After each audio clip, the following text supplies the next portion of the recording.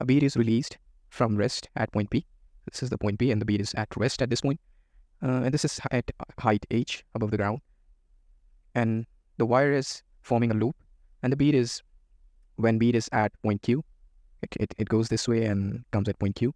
So when it reaches the point Q, it is at a height of 40 centimeter, and it is moving with a velocity of 1.4 meter per second. What we need to figure out is the height h. All right, this height is unknown to us, and we need to find this height. And I can say that because the bead is, when the bead is at point Q, the kinetic energy at point Q is equals to 0, right? Because this is at rest at point P. And the potential energy, which is the gravitational potential energy, equals to mgh, right? Because how we calculate the gravitational potential energy on the surface of Earth, the EP, we know that EP equals to mgh. That's how we are going to calculate the potential energy at point P and at point Q, okay?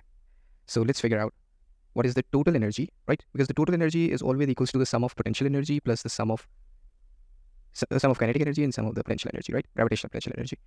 So what we are going to do, we are going to check for the total energy at point Q, and we are going to check for the total energy at point P and at point Q, and we are going to equate them. Why? Because energy cannot be destroyed and cannot be created. So we are sure that no energy is being lost due to air resistance and friction. This is mentioned in the question. And then we can say that energy total at point P is equals to energy total at point Q, right? So what is total energy at point P? So EK is equals to 0. So we can ignore that. However, like the potential energy at point P is equals to mass of the ball. Mass of the bead is, we don't know mass of the bead. So let's assume this is m. The height above the ground is h, which is again unknown to us. And the g, okay? The g is 9.81 because we are considering this example, or this experiment is done on Earth. So 9.81 EP. And this is equals to the total energy at point P because there was no kinetic energy, right? So kinetic energy is 0, and the potential energy is 9.81 mass times height, right? So this is the total energy at point P.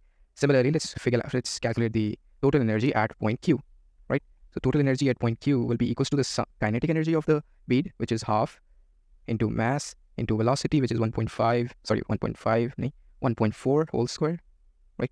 This is the kinetic energy plus the potential energy, right? So the potential energy is again mgh. So mg is 9.81, and we know the height above the ground, which is 40 centimeter, and make sure you convert the centimeter into meters because we are going to keep the units as standard. And this is 40 centimeters. So how many meters? And so there are 1 and 2. So we can see that there are 0.4 meters, and hence the total total energy at point Q is equals to half mv square, which is 1.4 squared divided by 2. This is equals to 0.98 m, 0.98 m plus, now 9.81 multiplied by 0.4. This is mgh, right? So this will be 3.924 m. So this will be equals to 3.924 plus 0.98. This will become 4.904 m, right? So this is the total energy at point Q. Now we can equate them, okay? We can equate them because of the conservation of energy principle, okay? So total energy at point Q is 4.904 m, right? And total energy at point P was equals to, we figured out that was mass times 9.81 mh, right? 9.81 mh, and this h is representing this h, right?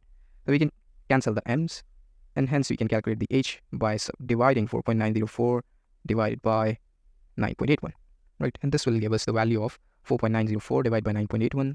This will be equivalent to 0.499. 0.499, we can approximate that as 0.5 meters, right? So the correct option is option C.